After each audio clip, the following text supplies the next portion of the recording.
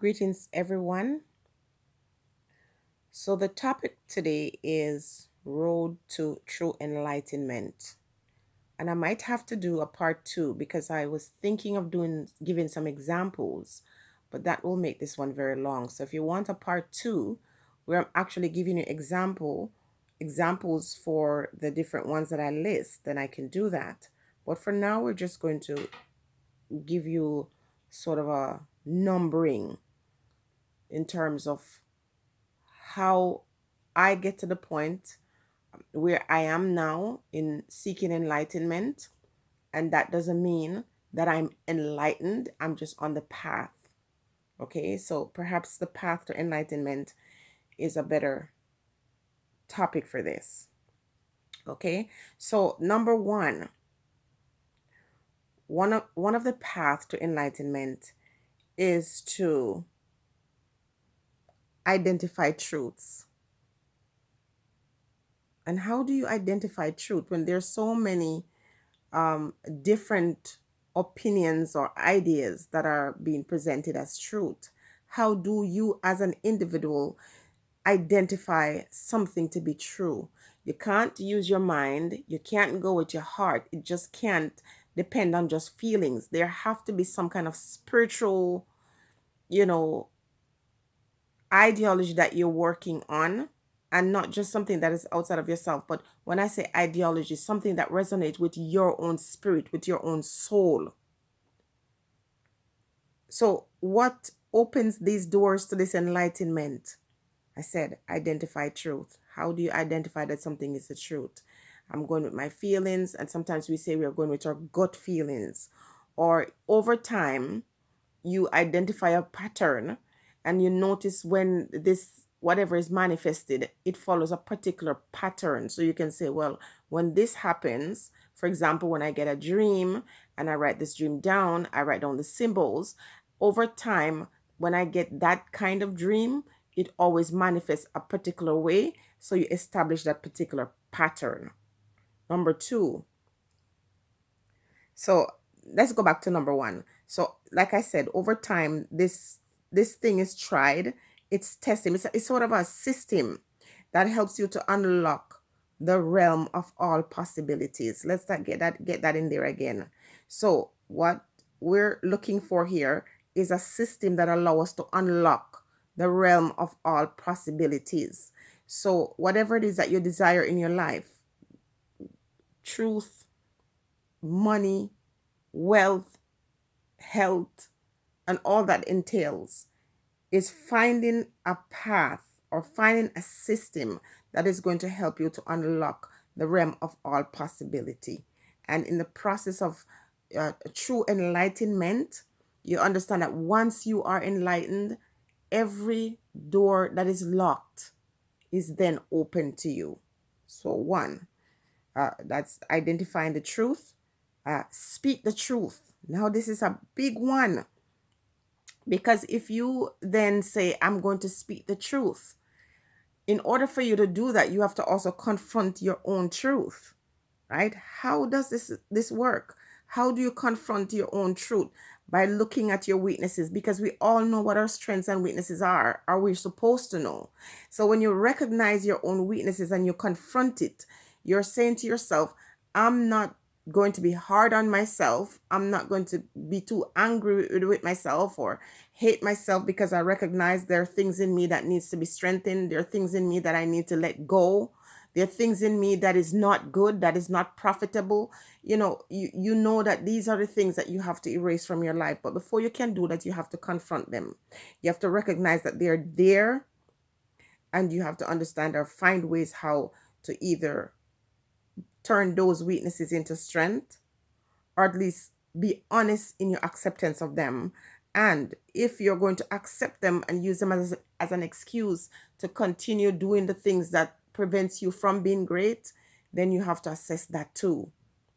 So you can't say, you know what, this is a weakness for me, but I'm not going to change it, or I can't change it. There's no such thing as can't.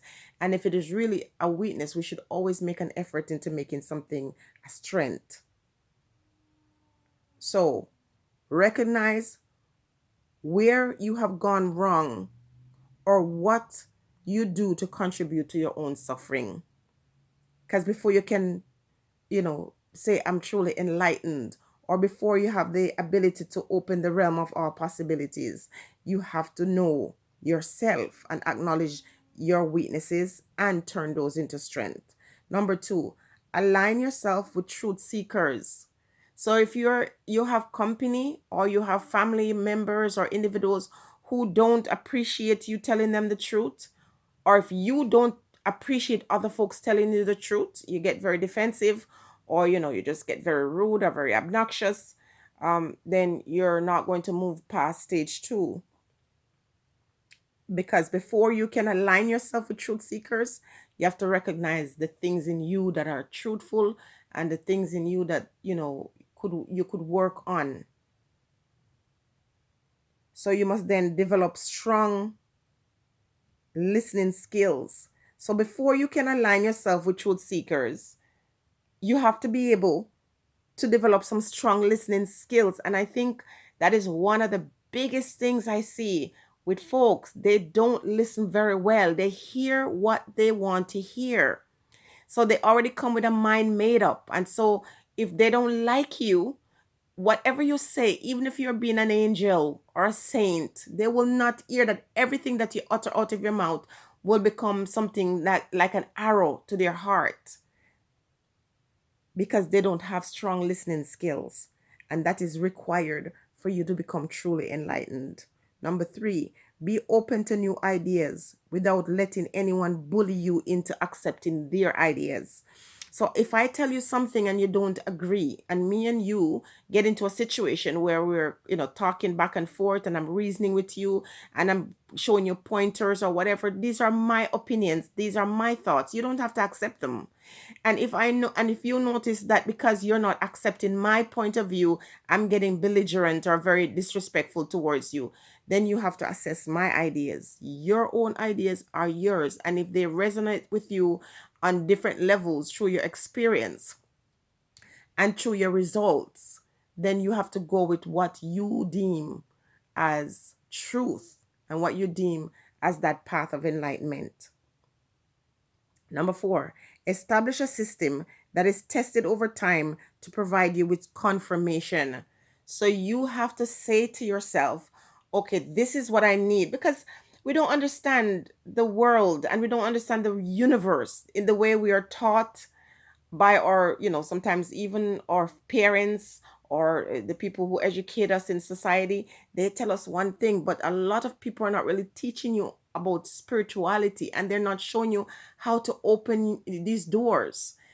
You see, in church they preach the same thing, or in whatever religious space you go to, you hear the thing being regurgitated. But oftentimes even the leaders who understand and are more enlightened, they're not teaching you how to become more enlightened. They're not telling you that this is what happens, and then you get like a test to go out for yourself and figure this out. Because I can tell you this, and it doesn't resonate with you because you're waiting for me to spell it out for you and to come in front of you and just, open some portal and show you this thing. And sometimes it's not what you see with your eyes, it's what you experience that you have to rely on.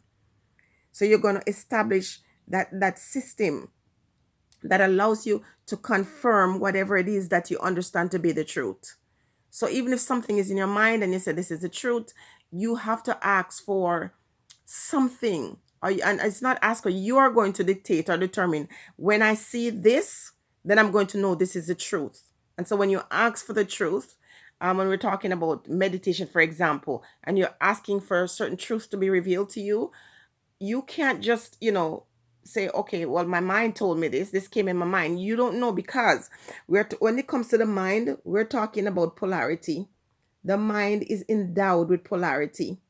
So you must weigh the alternative thoughts carefully, because there are always more than one thought, but in general, there are always two voices, and you must recognize the one that seeks to lead you to truth. And oftentimes it's the most quiet. It's not forceful. It's not a bully. It's not that, do this. It's not that thing that frightens you. It's sometimes gentle, that just gives it to you in a very calm way And if you don't recognize it, you will make the wrong choice. So again, I say number 4 said you establish a system um, that is tested over time to provide you with these kinds of confirmation to say, okay, this is the truth. This is going to lead me to enlightenment. I have tested it over a period of time, and so on and so forth. You're going to spend time in meditation. It is not possible for you to hear from anything that's divine, any spiritual leaning you have relies on a teacher. And don't rely on others outside of yourself to be the teacher. The teacher is within you through your experience, through that tested and tried system that you have established between yourself and the universe. Now, when you're going through or doing your meditation, you can't go to meditation without questions. You would already have your questions written down, whether physically or in your mind. And you're going to mark this period that you're going to dedicate to meditation. So you're setting the questions and you're setting boundaries that are going to remain unbroken. So if you're saying, I'm going to fast for a week, during this time of meditation, I'm seeking answers for whatever. During this time, you can, if you start and you say, I'm doing 5 days, and by the third day, something you said you were going to sacrifice, you engage in, you have to start all over. If you say, I'm not going to eat until sunset, and you can't eat for the 5 days, you dedicate this block of time to your meditation, and you have to stick with it, because during the time of meditation, I'm telling you, it is the most powerful period when you hear the answers to your question, and then you can hear from whomever you seek, or whomever you see as your guide. That time you must observe mindfulness. That is, you have to learn to pause between action. You don't allow anything to override your mind. You don't allow anything outside of that thing that is going to lead you to truth, is going to lead you to peace, whatever it is you seek in meditation. 6, recognize the devil in people as opposed to seeing people as the devil. So you can have conversations with people, simple conversation, and you feel angry, you're getting rage over this thing. Is it the person that's making you angry, or is it the thing that's in you that you need to burn out of yourself that is making you angry? Because people get angry over the simplest things. You just say, I think orange is a nicer color. Somebody will get angry because you said that. If you say, I think pineapple tastes better than orange, people actually get angry. It's not the other person's opinion of what is right or wrong, or the other person's opinion of what is beautiful that's making you angry. It's the devil in you. And while the devil is being fed in you, you look at the other person who has an opposing idea as the devil. So can you be angry because someone doesn't agree with you? Then that person can't be the devil. Neither are you, but it's the spirit that is in you. That devilish spirit that's in you that would be so outraged because someone disagree with you. Do you understand? So quickly, I'm going to try to keep this short, and we're already at almost 14 minutes. So again, identify the truth, and this is going to help you open the door to enlightenment. Speak the truth, and in order to speak the truth, you're confronting the weaknesses within you, so you can burn them out. You're going to align yourself with truth seekers, because people who want to know the truth, when you speak the truth, they will not hate you even if they disagree. Develop your strong listening skills, because that's what's missing a lot. It's one of the biggest reasons why there's war, there's chaos in the world. This is why individuals are out there fighting with each other unnecessarily, when they don't even have control of their own reality. They're busy sometimes fighting with folks because of their own idea. 3, be open to new ideas without telling anybody that you are right and they are wrong necessarily, especially when you venture off into being a bully. in forcing folks to accept your idea, because the truth is we're all here as human beings, but we have different paths that we must go through and walk through to come to our enlightenment. And we're establishing a system, establish a system that is tested and it is tried over time, that will show confirmation. So for example, I'm asking about something, I'm querying about whatever it is that I need to know, or seeking something that I need. And in order for me to get this thing, and when I get it, I want to know this is what I asked for, or this is the decision I have to make. Then what is a confirmation? I establish that between me, not my husband or my daughter or my friends, between me and the ones that I seek for guidance. And you're spending time in meditation with your questions, with this period that is marked and especially dedicated, with boundaries that remain unbroken. And of course, understanding that when you're getting answers, you're going to always hear these polar opposite thoughts, and you have to recognize, identify the truth, recognize the ones that you should, the voices that you should drown out. And in the process of doing that, you're going to observe mindfulness to know that, okay, I'm going to pause this situation or this relationship, or whatever it is you're going through. I need to pause this. Learn how to put things and people on pause for your own spiritual well being. And then instead of seeing people as the devil, recognize the devil in people. Stay blessed, everybody.